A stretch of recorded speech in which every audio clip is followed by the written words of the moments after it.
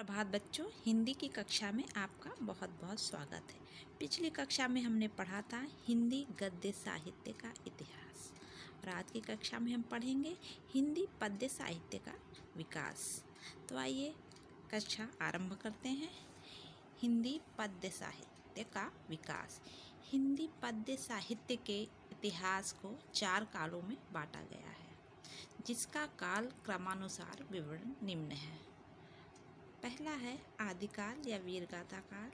इसकी समय सीमा है सन 743 से 1343 ईस्वी तक। फिर आता है पूर्व मध्यकाल, जिसे हम भक्ति काल भी कहते हैं। इसकी समय सीमा है सन 1343 ईस्वी से 1643 ईस्वी तक। फिर आता है उत्तर मध्यकाल, जिसे हम रीतिकाल भी कहते हैं। उसका समय है सन 1643 ईस्वी से 1843 ईस्वी तक। आधुनिक काल सन 1843 से आज तक। हम 9th क्लास में आदिकाल और भक्तिकाल पढ़ चुके हैं। 10th क्लास में सिर्फ आपको रीतिकाल और आधुनिक काल पढ़ना है। रीतिकाल सन 1643 से 1843 ईस्वी तक का काल रीतिकाल कहलाता है।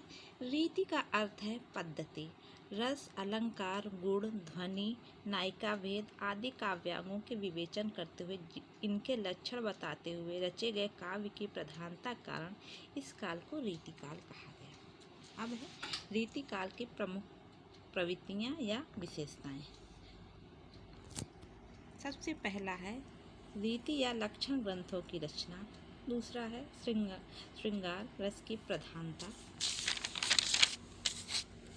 फिर आता है काव्य में कला पक्ष की प्रधानता, मुक्तक काव्य की प्रमुखता, आश्रयदाताओं की प्रशंसा, ब्रज भाषा का चरमोत्कर्ष, प्रकृति का उद्दीपन रूप में चित्रण, दोहा, सवैया, कवित्व छंदों की प्रचुरता। अब रीतिकाल के प्रमुख कवि एवं उनकी रचनाएं।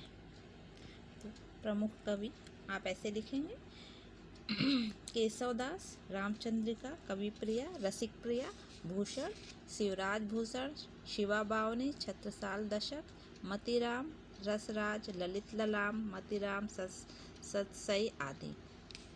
बिहारी, इनकी एकमात्र रचना सतसई है। देव, भाव विलास, रस विलास आदि। घनानंद, सुजान हित, प्रबंध आदि। सेनापति, कवित्व रत्नाकर। अब है रीतिकाल पर आधारित प्रश्नोत्तर।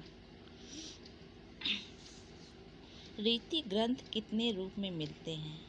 रीति ग्रंथ 2 रूपों में मिलते हैं। पहला है अलंकारों पर आधारित, दूसरा रसों पर आधारित।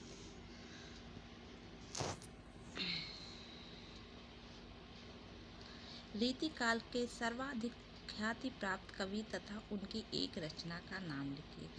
रीतिकाल के सर्वाधिक ख्याति प्राप्त कवि बिहारी, इनकी एकमात्र रचना बिहारी सतसई है।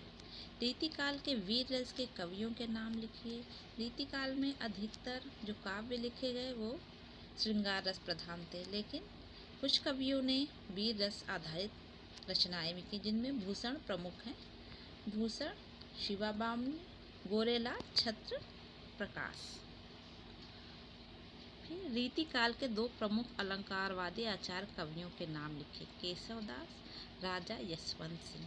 रीतिकाल के 2 रसवादी कवि मतीराम, देव। रसखान किस काल के कवि हैं? इनका मूल नाम क्या था? रीतिकाल के कवि हैं, इनका मूल नाम सैयद इब्राहिम था। रीतिकाल के अन्य नाम लिखिए: कलाकाल, अलंकृत काल, श्रृंगार काल। रीतिकाल में नीति परक तथा प्रकृति चित्रण करने वाले एक एक कवियों के नाम लिखिए। तो दीनदयाल नीति परक रचनाएं उन्होंने लिखा। सेनापति प्रकृति चित्रण। फिर आता है रीतिकालीन ग्रंथों को कितने भागों में बांटा गया है? रीतिकालीन ग्रंथों को 3 भागों में बांटा गया है: रीतिबद्ध, रीतिसिद्ध, रीतिमुक्त। अब हम आखिरी प्रश्न हमारा, रीतिकाल की प्रमुख देन। हिंदी काव्य साहित्य को रीतिकाल की प्रमुख देन इस प्रकार है: ब्रज भाषा काव्य भाषा के रूप में व्यापक रूप से प्रतिष्ठित हुई, अर्थ गौरव चमत्कार, लाक्षणिकता, सूक्ष्म भावाभिव्यंजना आदि की दृष्टि से वह पूर्ण समर्थ भाषा बन गई। कवित्व, सवैया और दोहा मुक्तक काव्य रचना के लिए सिद्ध छंद बन गया। इतना ही रीति काल पे क्वेश्चन आते हैं।